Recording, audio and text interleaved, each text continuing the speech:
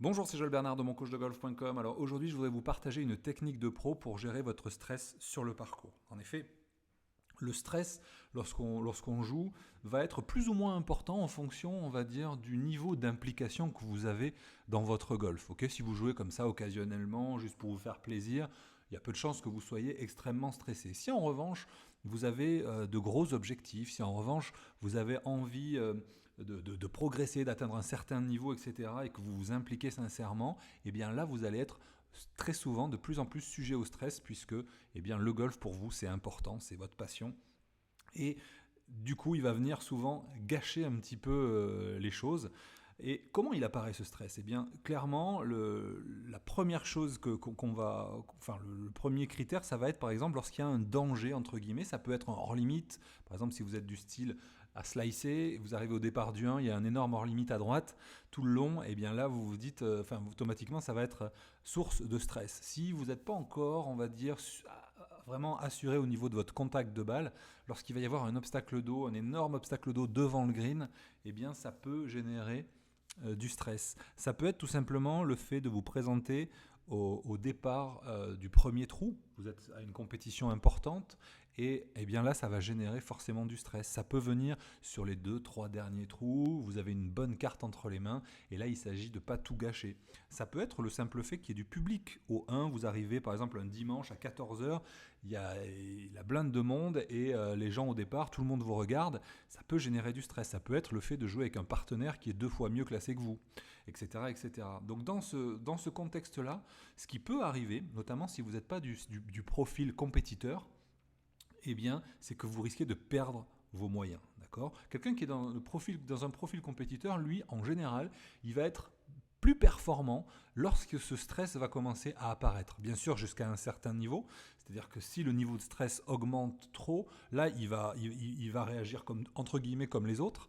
Mais si vous n'êtes pas, comme ce qui est mon cas, un profil de compétiteur, eh bien, on va être vraiment, on va dire, altéré par notre stress et nos émotions en général. Et ça se concrétise comment? Eh bien, on aura tendance à rater des coups, pourtant qu'on sait faire. Et là, la problématique, c'est que notre confiance en nous va se mettre à baisser. Et là, c'est problématique au-delà du coup qu'on vient de rater, même si c'est énervant. Ce qui se passe, c'est que à chaque fois qu'on va se retrouver sous stress, on va stresser encore plus, puisque la dernière fois, ça nous a fait rater, et donc ça augmente encore plus. Oups, pardon. Ça augmente encore plus, on va dire, le niveau de stress et ça nous fait rater encore plus. Donc on est dans une spirale, entre guillemets, infernale. Alors le premier truc à comprendre, c'est que tout le monde stresse. Tout le monde stresse. Par exemple, vous prenez un artiste de classe mondiale, un chanteur par exemple, eh bien beaucoup d'entre eux vont avouer qu'ils vomissent avant de monter sur scène tellement ils ont le trac. Okay, et l'esprit, c'est que ce stress, il va venir d'une impression qu'on n'est pas capable de réaliser la tâche comment dire, que l'on doit réaliser. On se sent incapable. Pourtant, même si on sait le faire, c'est là où c'est biaisé. Mais je vais vous donner une analogie pour ça, vous allez très vite comprendre.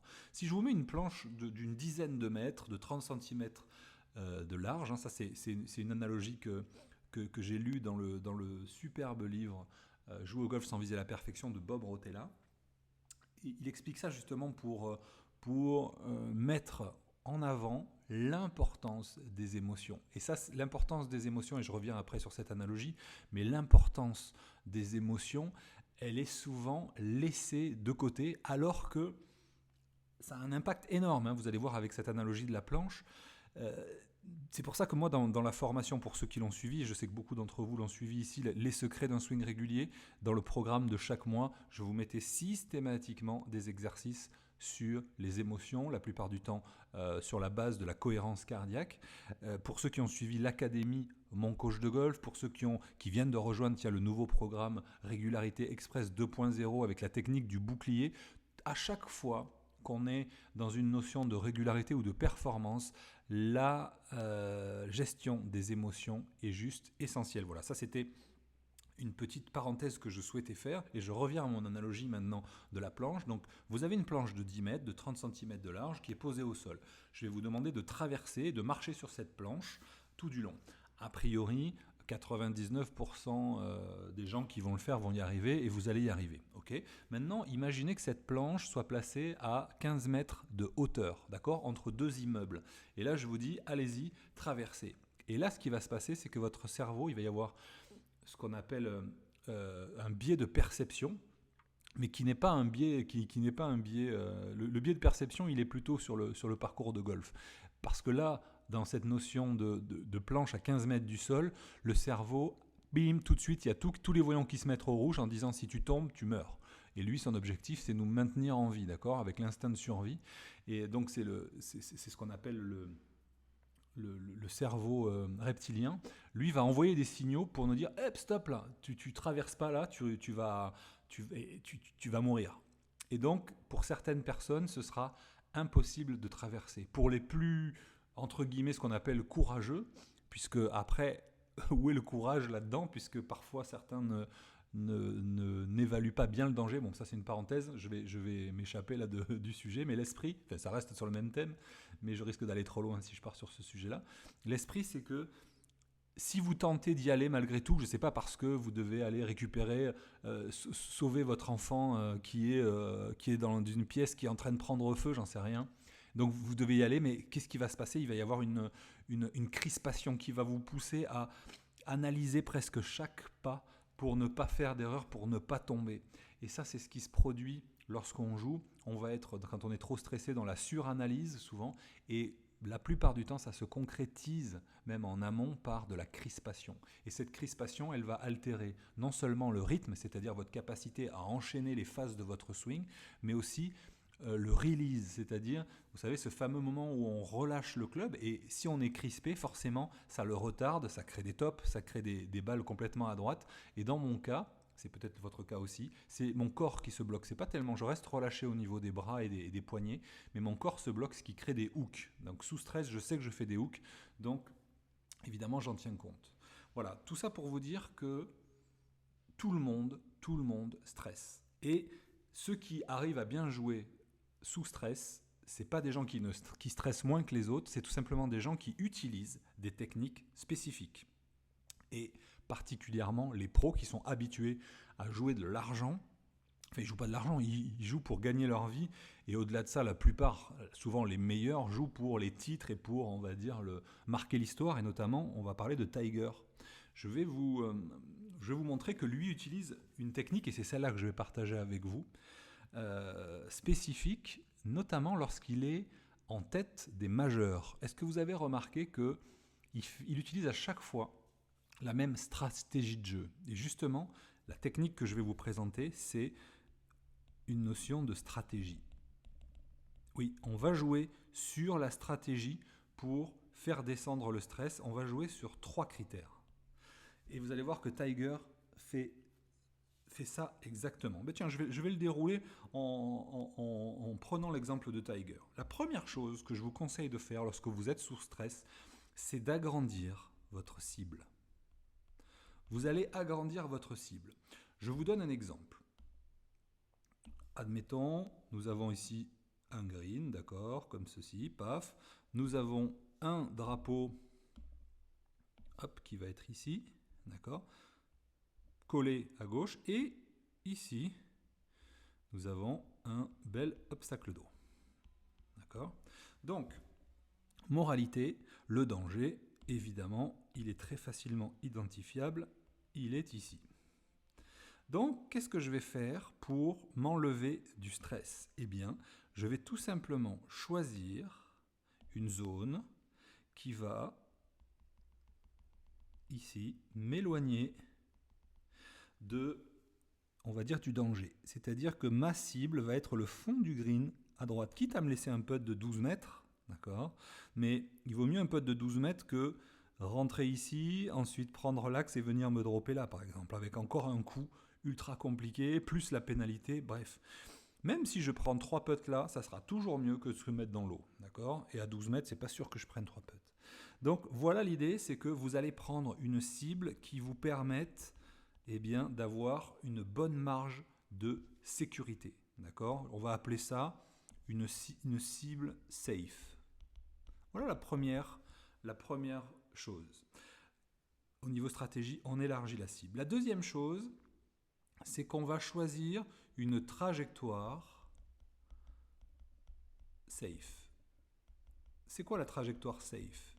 Il y a un exercice que fait Tiger Woods, que je décris intégralement dans ma formation, Faites-vous plaisir au golf, qui est les 9 trajectoires. Tiger s'entraîne à faire les 9 trajectoires, et forcément dans ces 9 trajectoires, il y en a 2 que vous maîtrisez vraiment bien, et il y en a 2 que vous maîtrisez pas du tout. Eh bien évidemment que la trajectoire safe, c'est votre trajectoire préférée. Ça peut être un petit draw, ça peut être une balle basse, ça peut être un coup punché, ça peut être un 3/4 de swing, bref. Tiger, lui, utilise quoi? Il utilise le fameux Stinger. Lorsqu'il est en dernier tour des majeurs, il fait ses coups de fer 2 très très bas, et c'est ça qui lui garantit le plus de précision. D'accord ? Et enfin, dernière chose, donc on a choisi la trajectoire, le club. Vous allez choisir un club avec lequel vous êtes à l'aise. D'accord ? Pas forcément le club qui doit être joué, d'accord ? Mais le club avec lequel vous allez être à l'aise, d'accord ? Si vous avez un coup de fer 6 et que vous n'aimez pas le fer 6 et que vous êtes très très bien avec votre fer 7, je prends l'exemple de cette distance-là, voilà, le 6 arrive ici, le 7 arrive là, eh bien je vais prendre comme cible ici. Tant pis, j'essaierai de faire approche putt derrière, mais sur un coup compliqué comme ça, je vais préférer ne pas comment ça s'appelle ? Toucher le green, mais au moins atteindre ma cible en utilisant un club qui me plaît. Et c'est ce que fait Tiger avec justement son fer 2. Voilà cette stratégie que je récapitule tout de suite. On va jouer donc cette technique de gestion de stress, c'est-à-dire qu'on va jouer sur la stratégie, une stratégie qui va nous permettre de nous engager dans le coup. Pourquoi nous engager ?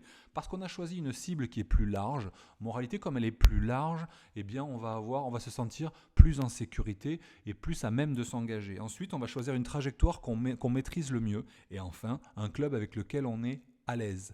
Et à partir de là, si à chaque fois que vous êtes sous stress, vous acceptez de ne pas, d'être moins performant sur, on va dire, le résultat final, mais de garder votre balle en jeu, ce qui est vraiment le but du jeu au golf, eh bien là, vous avez gagné. Alors voilà pour cette technique de pro que vous pouvez appliquer même en étant amateur, vous comprenez bien. Elle fait partie des 3 techniques que j'utilise systématiquement. C'est celle que j'enseigne cette semaine justement dans le groupe de coaching. Ce groupe de coaching qui a été rejoint par plus de 180 golfeurs au moment où je tourne cette vidéo. Et j'explique aussi comment mettre en application ces 3 techniques dans les fiches laser practice et laser parcours. C'est-à-dire que vous avez votre plan d'entraînement quand vous allez sur le practice, vous avez votre plan d'entraînement, vos intentions, sur quoi vous devez focaliser votre concentration quand vous jouez sur le parcours. Tout ça, c'est dans le groupe Laser Practice. Voilà, vous avez reçu déjà tout ça hier. Je voulais vous faire encore en plus du cours du groupe de coaching, je voulais également vous faire cette petite vidéo de présentation sur la technique numéro 3, en fait, qui est la stratégie. Et les 2 premières techniques sont bien sûr expliquées dans le cours. Eh bien, je vous retrouve dans le groupe de coaching, dans le groupe Laser Practice pour ceux qui souhaitent avoir un entraînement, guidé et efficace. Et je vous souhaite une bonne journée. À bientôt sur moncoachdegolf.com. Bye bye.